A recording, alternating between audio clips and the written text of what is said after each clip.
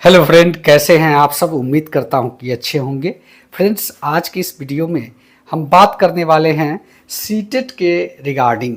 जी हां, जैसा कि आप सभी जानते हैं, बहुत सारे अभ्यर्थी लगातार सीटेट की परीक्षा को देकर लगभग कहे तो उब से गए हैं। उनको लगता है कि अब उनसे यह नहीं हो पाएगा। जी हां, वैसे अभ्यर्थी घबराए नहीं, ये वीडियो उन्हीं के लिए है। आज कुछ ऐसे ट्रिक्स जो परीक्षा का पैटर्न बदला हुआ है उससे ही संबंधित है। जी हाँ, इन चीज़ों को आप लोग अपनी परीक्षा में इम्प्लीमेंट कीजिएगा, क्योंकि अब जो है परीक्षा का पैटर्न बदल गया। जी हाँ, जो ट्रिक्स पहले काम करते थे, जो लॉजिक पहले काम करते थे, अब वो काम करना बंद कर दिए हैं। जी हाँ, कुछ नए ट्रिक के साथ आज की इस वीडियो में हम हाजिर हैं आप लोग के सामने, क्योंकि इस ट्रिक के माध्यम से अभ्यर्थी जुलाई 2024 का परीक्षा भी क्लियर किए हैं।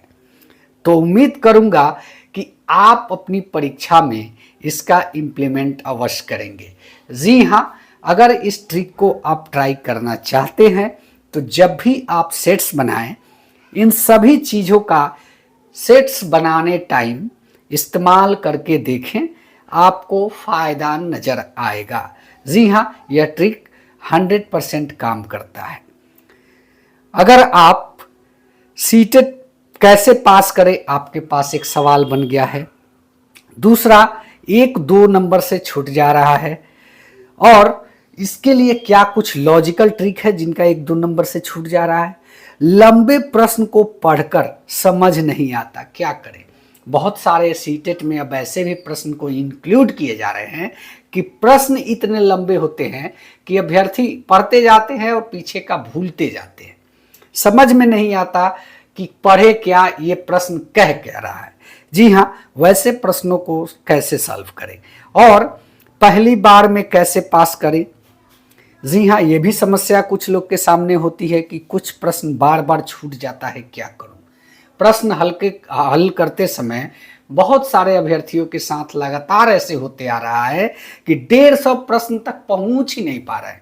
वैसे अभ्यर्थी क्या करें, ऑप्शन का चयन कैसे करें। जी हाँ, कुछ ऑप्शन ऐसे हो जाते हैं, उनको लगता है कि ये 4 ऑप्शन में तो 3 सही दिख रहे हैं, तो उसका चयन कैसे करें, वहां पे क्या इस्तेमाल करें, सबसे पहले किसको हल करें। जी हाँ, 5 फेज में आपका सेट्स होता है, जैसे 30-30 नंबर का 5 फेज बनाया होता है। हिंदी, बाल विकास और शिक्षण शास्त्र, विज्ञान, मैथ और आपका भाषा 2 होता है जो, और एक आपका हिंदी होता है। तो ये 5 चीज़ों का 30-30 प्रश्न होता है। तो पहले किस प्रकार से उसको हल करें ताकि आपका समय आगे के लिए बच सके, तो आज इस पर भी हम लोग बात करेंगे। अगर इस ट्रिक को आप पूरी तरीके से इस्तेमाल करके देखेंगे तो आप पाएंगे कि आप सारी चीज़ों को अच्छे ढंग से कर पा रहे हैं। सिर्फ ज़रूरत है ध्यान से इस वीडियो को देखने और सुन के समझने का। तो वीडियो अच्छा लगे तो चैनल को जरूर सब्सक्राइब कीजिएगा, और जो साथी सीटेट में इस तरीके की परेशानियों का सामना कर रहे हैं उनको इस वीडियो को अवश्य भेजिएगा। तो चलिए बिना देर किए हुए वीडियो की शुरुआत करते हैं। अगर यह वीडियो अच्छा लगे तो चैनल को भी सब्सक्राइब करिएगा। चलिए, यहाँ पे सीटेट कैसे पास करें, ये बहुत बड़ा सवाल अभ्यर्थियों के दिमाग में चलता है। जी हाँ, सीटेट कोई बड़ी चीज़ नहीं है। सीटेट पास करने का एक मूल मंत्र यही है कि कैसे भी आप 150 प्रश्न को टच करें। पहला प्रायोरिटी ये होना चाहिए कि निगेटिव मार्किंग नहीं होता है, और इसको पास करने के लिए हमको 150 प्रश्न टच करना ही करना है। ये आप पहले थॉट्स को जान लीजिए। ये बिल्कुल लॉजिक है और बिल्कुल ये ऐसा ट्रिक है कि काम करेगा ही करेगा। दूसरा बात करते हैं, 1-2 नंबर से छूट जा रहा है वो क्या करें। जी हाँ, जिनका 1-2 नंबर से छूट रहा है वैसे अभ्यर्थी कुछ ऐसे प्रश्न का मार्कअप कर ले पहले ही, जिस प्रश्न में टाइम किल हो रहा है, जिस प्रश्न का ऑप्शन समझ में नहीं आ रहा है, और जो प्रश्न ही पूरी तरीके से नहीं समझ रहा है, तो ऐसे 4-5 प्रश्न का जो प्रश्न नंबर होता है उसको पहले ही गोला कर ले। क्योंकि वो आगे आपको रिटर्न आके रंगना है। तो जब आप पूरी पेपर को कर लेते हैं तो आप उसमें यह चीज देखें, पहला चीज यह देखें कि सबसे ज्यादा कौन सा ऑप्शन सही हो रहा है, वो भी काम कर सकते हैं। पांचों को उसी ऑप्शन से रंगिएगा, 2 प्रश्न आपके बिल्कुल टेकअप कर जाएंगे, 5 में 3 का गारंटी है वो टेकअप कर जाएगा। और आजकल एक नया ट्रेंड ये आया है कि बीपीएससी बी ऑप्शन को ज्यादा से नहीं सही कर रहा है, बीपीएससी ज्यादा सी ऑप्शन को सही कर रहा है। तो कभी भी कुछ भी समझ में नहीं आए, सी ऑप्शन पे आपको जाना है, ये आपका करेक्ट होगा, फुल्ली करेक्ट होगा। सेकंड चीज बात करते हैं कि कुछ लॉजिकल ट्रिक्स होते हैं क्या। जी हाँ, बिल्कुल लॉजिकल ट्रिक्स होते हैं। लॉजिकल ट्रिक यही है कि जब भी आप प्रश्न को सॉल्व करते हैं, कोई 4 ऑप्शन में आपको कोई भी नहीं दिख रहा है, तो उसमें जो लंबा ऑप्शन दिख रहा है, अगर वो पॉजिटिव वे में है, लंबा ऑप्शन, सबसे लंबा ऑप्शन अगर 4 में से कोई एक है तो उसको फिर से पढ़िए। अगर वो सकारात्मक दिशा में इंगित करता है तो उसको अवश्य टिक कीजिए, क्योंकि ये लॉजिक भी काम करता है। चाहे वो ए ऑप्शन में लंबा ऑप्शन हो, चाहे बी ऑप्शन में लंबा हो, चाहे सी ऑप्शन में लंबा हो, चाहे डी ऑप्शन में लंबा हो, किसी ऑप्शन में अगर लंबा दिख रहा है, अगर वो पॉजिटिव है और उसका आंसर पॉजिटिव में मांग रहा है तो उसको जरूर आप टिक करें, ये काम करेगा। ये एक बहुत अच्छा लॉजिक है, ये बिल्कुल काम करता है। और नहीं तो इस प्रकार से भी आप उसका सिलेक्शन कर सकते हैं। निगेटिव जो दिख रहा है पहले उसको काट के निकाल दीजिए, और बाकी के 2 में अगर आपको दिखता है कि इसमें सबसे ज्यादा प्रभावी कौन दिख रहा है, उसको आप आंख मूंद के टिक कर दीजिए। तो ये लॉजिकल ऑप्शन बिल्कुल काम करता है। अब बात करते हैं, लंबे प्रश्न समझ में नहीं आता तो क्या करें। देखिए, लंबे प्रश्न अगर समझ में नहीं आ रहा है तो इसका 2-3 तरीका है। या तो आप प्रश्न के ऊपर तीसरे नंबर के ऑप्शन को देखिए, और या तो प्रश्न के नीचे दूसरे नंबर के ऑप्शन को देखिए। अगर दोनों आपका सही है तो उसी हिसाब से उसको मार सकते हैं। तीसरा ऑप्शन अगर सी सही है या बी सही है तो इसको मार सकते हैं बी, डेफिनेटली आपका सही होना है। चलिए नेक्स्ट पर आते हैं। कुछ प्रश्न बार बार छूट जाते हैं, क्या करें। ये एक ऐसा है कि इसको आप लोग को खुद ट्राई करना होगा। देखिए इसमें करना क्या है, पहले आप लोग सीडीपी हल करते हैं, उसको जरूर हल कीजिए।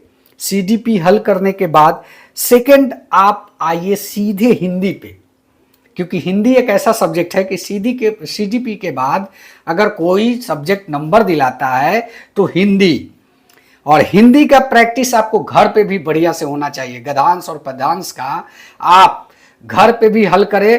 15 नंबर में कम से कम कोशिश करें कि 12 नंबर आए।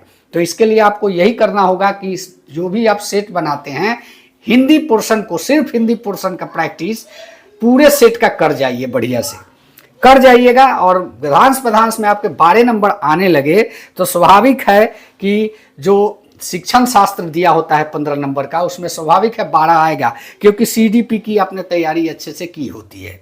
तो इधर अगर 12, उधर 15, 27, यानी कि 25 नंबर तक की तो गारंटी होगी।